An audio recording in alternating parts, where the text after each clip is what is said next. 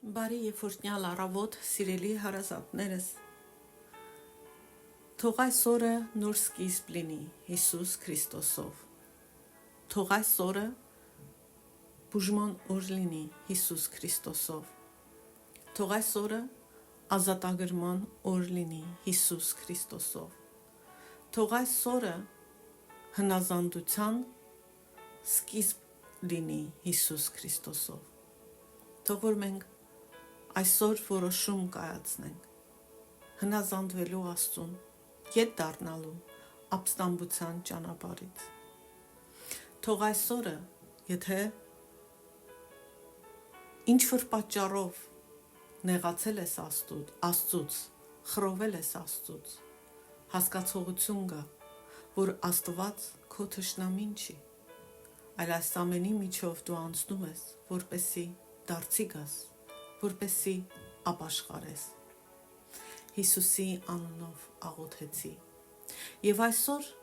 հենց խոսելու ենք այդ թեմայի մասին էլ։ Մենք վերադառնանք Թոմաս Ուոթսոնի ապաշխարության վարդապետության գրքի ընթերցանության մեկնաբանության շարունակությանը եւ հիմա եկեք քննենք ու հասկանանք Աստծո ցավալի նախախնամությունը, դատաստանները եւ տեսնենք, թե արդյոք մեր սրտերը չեն մաքրվի, չեն զտվի, երբ դրվեն հղկման, մաքրման եւ զտման կրակի մեջ։ 2000 տարի շարունակ Աստված ամեն մարդու ուղարկում է խաչի դպրոց։ Հիսուս Քրիստոսի խաչի դպրոց, զոհաբերության դպրոց։ Աստված միահյուսել է իր դատաստանները իրար։ Ինչ նկատի ունեմ։ Աստված մասամբ իրագործել է իր սպառնալիքները։ Ինչպես ասվում է Ովսե 5-րդ գլխի 12-ում, բայց ես Եփրեմի համար ցեցի պես եմ եւ փտության պես Հուդայի տան համար։ Միթե Աստված խժռող ցեցի նման չի եղել այս աշխարհի ու ժողովուրդների համար դարերի ընթացքում։ Շատ օրինակներ հին ու նոր կարող ենք թվել բոլոր երկրներից ու ազգերից։ Եվ այդ ընթացքում Աստված սպասել է մեր ապաշխարությանը։ Բայց մենք մեղքի մեջ ենք շարունակել մնալ ու ետ չենք դարձել մեր ճանապարհներից։ Ոմանք դարձել են, բայց մեծամասնությունը ոչ։ Երեմիա գրքի 8-րդ գլխի 6-րդ խոսքում ասվում է. Ես ուշադիր եղա եւ լսեցի, նրանք շիտակ չեն խոսում, ոչ ոք չի զղջում իր չարության համար եւ ասում է. ես ինչ եմ արել։ Ամենքը իրենց ընթացքին են դարձել, ինչպես դեպի պատերազմ արշավող ձին։ Այսինքն Աստված տվել է այդ զգուշացումները, տվել է դատաստանները եւ մարդիկ միևնույնն է շարունակում են չապաշխարել, չզղջալ եւ հլա ասում են ինչ ենք արել, որ զղջանք, իրենց ընթացքով են գնում, բայց տեսեք սարսափելին որն է, ինչպես դեպի պատերազմ արշավող ձին, այսինքն գնում են կործանման, գնում են պատերազմելու Աստծո հետ։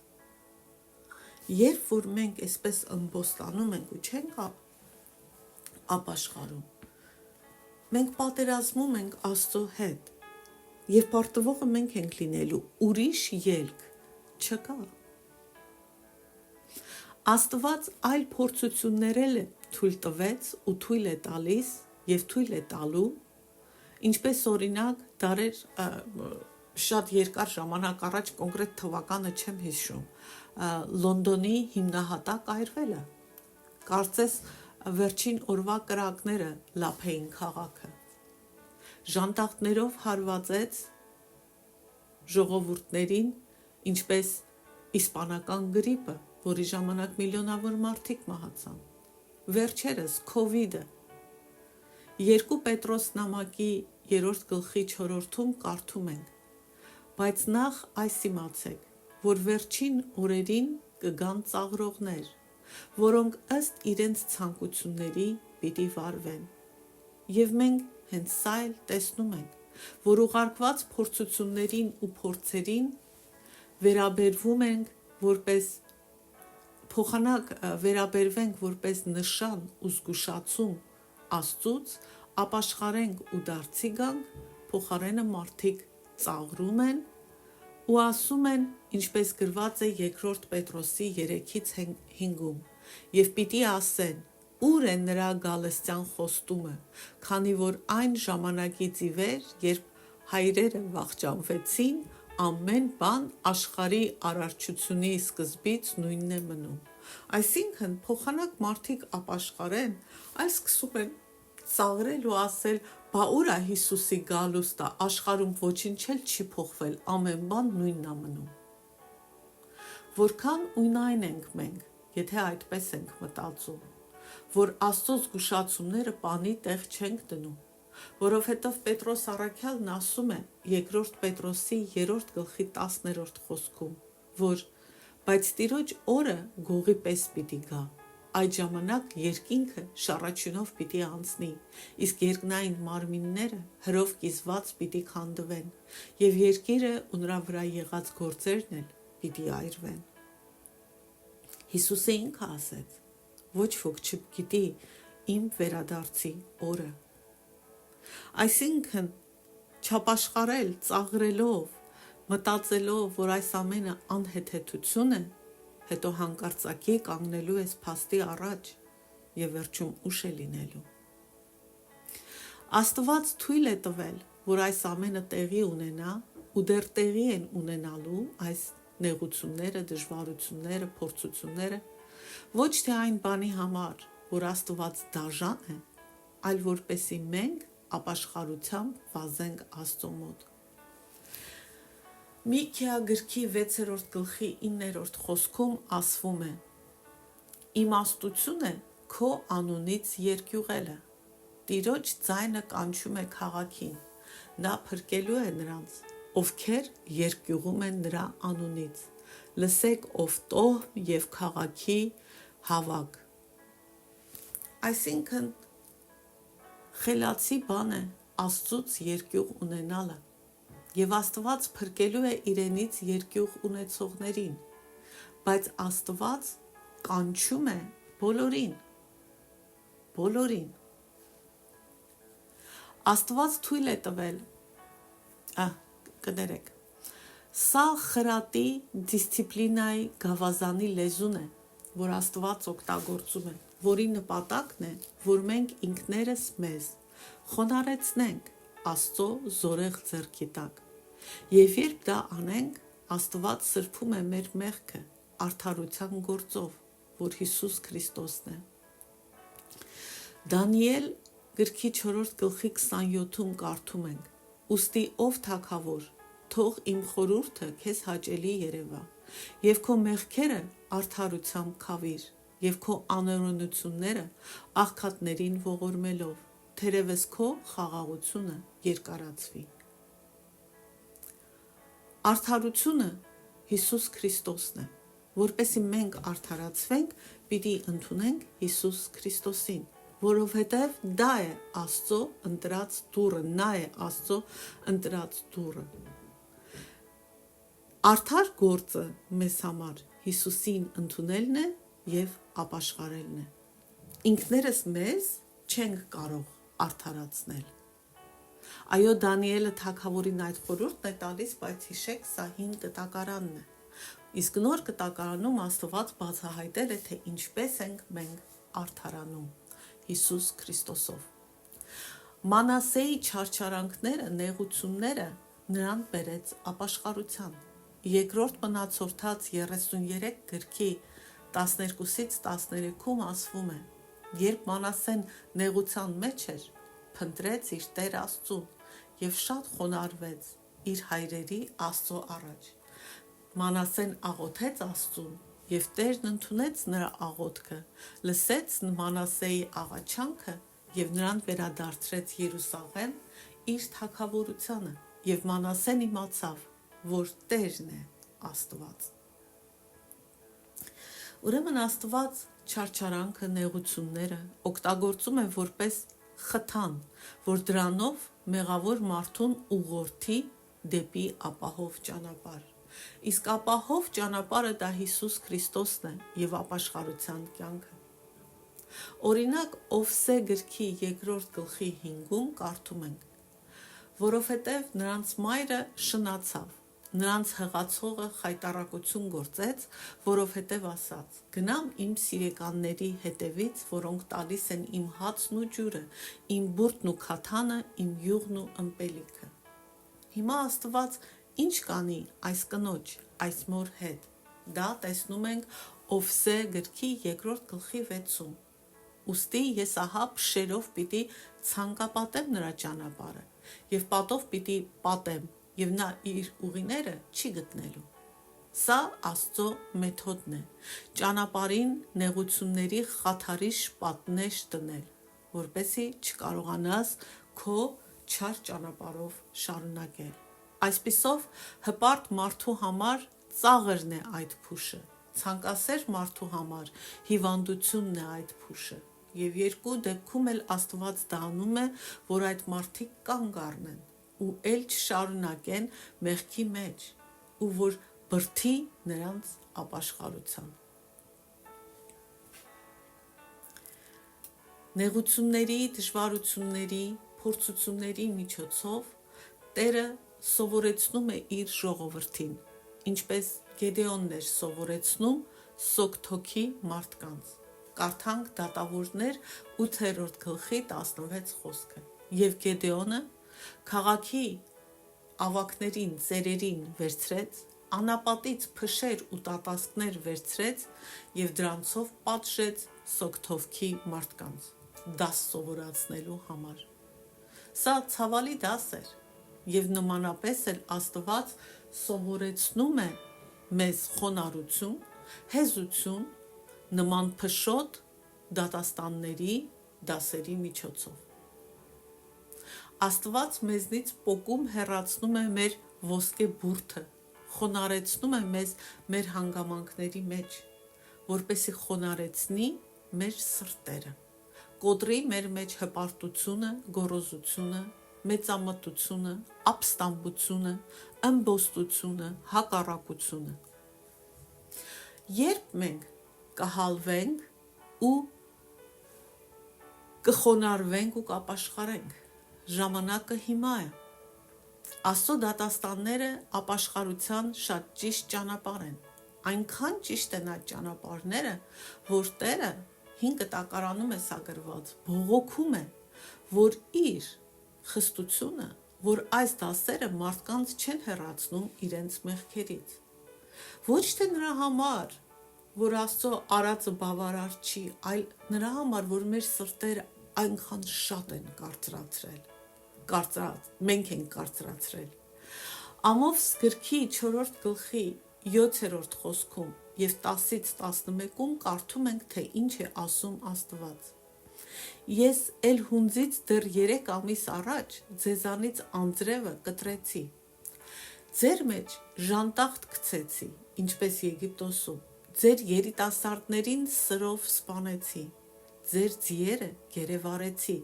եւ ձեր բանակատեղիների գարշահոտությունը մինչև ձեր ռունգերը հասցրի, բայց դուք չվերադարձաք ինձ, ասում է Տերը։ Կործանեցի ձեզ, ինչպես Աստված Սոդոմն ու Գոմորը կործանեց, եւ հրդեհից հանված խանձողի պես եղաք, բայց դուք չվերադարձաք ինձ, ասում է Տերը։ Լսում ենք Աստծո բողոքը. դու չես ապաշխարում, դու չես սղճում, դու ինձ մոտ չես վերադառնում։ Ինչեր եղավ մեր ժողովրդի գլխին, ու եկեք չհամեմատվենք ուրիշ ազգերի հետ։ Աստված ամեն մեկիս հետ է խոսում։ Ընդունիր այս խոսքը որպես հայ ազգ եւ ընդունիր այս խոսքը որպես դու մարդ։ Անհատ ինչեր եղավ քո կյանքում, ինչեր եղավ մեր ազգի գլխին։ Ու մենք նորից մեր ասածն ենք պնդում ու դարձի չենք գալիս։ Մենք իրար ենք մեղադրում, իշխանություններին ենք մեղադրում, Աստծուն ենք մեղադրում, կողքի ազգերին ենք մեղադրում եւ չենք հասկանում, որ Աստված փորձում է մեզ դարձի բերել, ասելով, որ մեղավոր ընթացքով եք գնում, ապստամբել եք իմ դեմ, հեռացել եք ինձանից, դարձի եկեք, բայց մենք շարունակում ենք պատերազմ գնացող ձիու պես արշավել, պատերազմելու եւ հակառակվելու Աստծուն։ Մենք նստել ենք դատավորի աթոռին եւ դատում ենք Աստծուն եւ իրար։ Տերը աստիճանաբար է բերում իր դատաստանները։ Նախ նա ուղարկում է փոքր խաչը, փոքր նեղությունները, փոքր դժվարությունները։ Ու եթե դա չի բերում մեզ ապաշխարության ու դարձի, ապա Տերը ուղարկում է ավելի մեծ խաչը, այսինքն ավելի մեծ փորձությունները։ Սա թող զնգացող զգուշացում լինի մեր ականջներին։ Եթե մենք դարձի չգանք, մենք ավելի մեծ նեղությունների մեջ ենք ընկնելու։ Ոնց որ սկզբից թեթև մրսածություն գա, հետո շատ ծանր տենդ, հետո մահացու հիվանդություն։ Սա ուղղակի նկարագրեցի։ Այս կերպ աստիճանաբար, ոնց որ կրակի հնոցի այդ ջերմությունը կամաց ուժեղացնելով, Աստված փորձում է մարդկանց ապաշխարության հասցնել։ Երբեմն Աստված ուղարկում է իր դատաստանները շրջանակային ձևով, ընտանիքից ընտանիք, եւ նեղության բաժակը պտտվում է ողջ ազգով, ամեն մեկը այդ ազգի մեջ համտեսում է Աստծո դատաստանը։ Եվ եթե մենք մինչև այժմ չենք ապաշխարել, մենք արհամարում ենք Աստծուն եւ ըստ էության հրավիրում ենք Աստծուն անել իր ամենավատը մեր դեմ։ Չարության, ամբարտավանության նման գագաթնակետը անշուշտ չի ներվի։ Եսայի 22:12-ից 14-ում ասվում է. Այն օրը զորությունների Տեր Աստվածը ձեզ կանչեց լացելու եւ ողբալու, ձեր մազերը խուզելու եւ քուրձով գոտեվորվելու։ Բայց ահա ցնծություն եւ ուրախություն, արջառներ են սպանում, ոչխարներ մորթում, միս ուտում եւ գինի խմում, քեֆ անում, ուտենք ու խմենք, որովհետեւ վաղը մեռնելու ենք։ Բայց զորությունների Տերը հայտնել է իմ ականջին. անշուշտ ձեր այս անօրենությունը չպետք է քավվի, մինչև որ մեռնեք, ասում է զորությունների Տեր Աստվածը։ Այսինքն այս մեղքը Աստծուն արհամարելու մեղքը զոհաբերությամբ չի քամվում։ Սա այն մեղքն է, որ մարդը այնքան է կարծրացրել իր սիրտը, որ երբեք դարձի չի գա։ Նման բան ասեց նաև Հիսուսը, որ ամեն բան կներվի, բացի Սուրբ Հոգուն հայհոյելուց։ Սուրբ Հոգուն հայհոյել նշանակում է դեմ գնալ Սուրբ Հոգուն, նաև ծաղրել Սուրբ Հոգուն, նրա գործերը, եւ թույլ չտալ, որ Սուրբ Հոգին փոխի քո սիրտը, դու քո սիրտը պահես կարծրացրած, չհամաձայնվես Սուրբ Հոգու գործի հետ։ Եվ նման մարդու համար Հիսուսի զոհողությունը չի գործելու։ Սա լուրջ բան է։ Սա չգիտեմ ինչպես բացատրեմ, որ լուրջ բան է։ Սա հիվանդությունից բժշկվելուց ավելի կարևոր բան է։ Սա սովամահ չլնելուց ավելի կարևոր բան է։ Սա պատերազմներում հաղթելուց ավելի կարևոր բան է։ Սա քո կյանքի փրկության մասին է։ Հռոմեացիները խստորեն պատժեցին մի երիտասարդի, ում հասարակական աղետի ժամանակ տեսել էին պատուհանի գոգին նստած խաղալիս գլխին վարդապսակ դրած։ Իսկ ինչ կասեք նրանց մասին, ովքեր քարացնում ու կարծրացնում են իրենց սրտերը ամբարշտության մեջ եւ ծիծաղում Աստծո դատաստանների ժամանակ, ծիծաղում Աստծո երեսին։ Արդյոք նրանք արժանի չեն ավելի ցավալի պատժի։ Ու եկեք չասենք նրանք, որ չմտածենք մենք այդպիսին չենք։ Արդյոք մենք արժանի չենք ավելի ցավալի պատժի, երբ կարծրացնում ենք մեր սրտերը։ Հեթանոս նավաստիները փոթորիկի ժամանակ զղջացին, Հովնան 1:14 են կարդում, եւ նրանք աղաղակեցին Տիրոջը եւ ասացին. «Օ Տեր, աղաչում ենք, թող չկորչենք այս մարդու հոգու պատճառով, եւ անմեղ արյուն մի դիր մեզ վրա, որովհետեւ դու, ով Տեր, ինչպես որ ուզել ես, արել ես»։ Նրանք զղջացին։ Չապաշխարելը ու մեր մեղքերից չազատվելը հիմա նշանակում է հեթանոսներից ավելի վատը լինել։ Այստեղ խոսվում է այն մարդկանց մասին, ովքեր իրենց քրիստոնյա են համարում, բայց երբեք չեն ապաշխարել։ Իսկ վաղը կխոսենք այն մասին, թե վերջին դատաստանի ժամանակ, վերջին օրը ինչքան բանի համար պատասխան պիտի տանք, եթե չապաշխարենք։ Որքան աղոթքներ, որքան հորդորներ, որքան խրատներ, որ լսել ենք ու արհամարել ենք, ու դրանք կբերվեն մեր դեմ, որպես ցուցմունք մեզ դատապարտելու համար։ Ես չեմ ուզում այս ծանր նոտայով ավարտեմ։ Ես ուզում եմ նորից հիշեցնել, որ այս դժվարությունները քո փրկության համար են։ Որովհետև կեր ու խումի հանգիստ կյանքի մեջ մարդը երբեք Աստծուն չի փնտրում։ Մարդը փնտրում է, երբ որ մի բան սխալ է գնում իր կյանքում։ Բայց ցավոք սրտի կան շատերն էլ, որոնք այդ ժամանակ ավելի են իրենց սրտերը կարծրացնում։ Եթե դու այդ մարդն ես, ոնց որ ժամանակին ես եմ եղել, քարը թափ տուր փեշիցդ, այդ հեթանոս նավաստիների պես աղաղակի Տիրոջը, ողորմություն խնդրի, որտև նա սպասում է քո կանչին, քո աղոթքին, նա սպասում է քո դառնալուն, որտև նա սիրում է քեզ։ Նա քո կործանումը չի ցանկանում, բայց դա չի նշանակում, որ թույլ չի տա, որ կատարվի քո սրտի ուզածը։ Թող քո սրտի ուզածը լինի Աստծո ուզածը։ Թող քո սրտի ցանկությունները փոխվեն։ Թող որ դու քեզ ինքդ խոնարեցնես, որտև խոնարեցումը մեր ձեռքով պիտի լինի, մենք պիտի խոնարեցնենք, բայց եթե մենք չանենք, Աստված կխոնարեցնի եւ կանի դա մեզ ստորացնելով։ Այսքան այսօր Աստված պահի ու պահպանի մեզ, բերելով մեզ փրկության ճանապարհին ու որ մենք մտնենք փրկության դռնով։ Ամեն։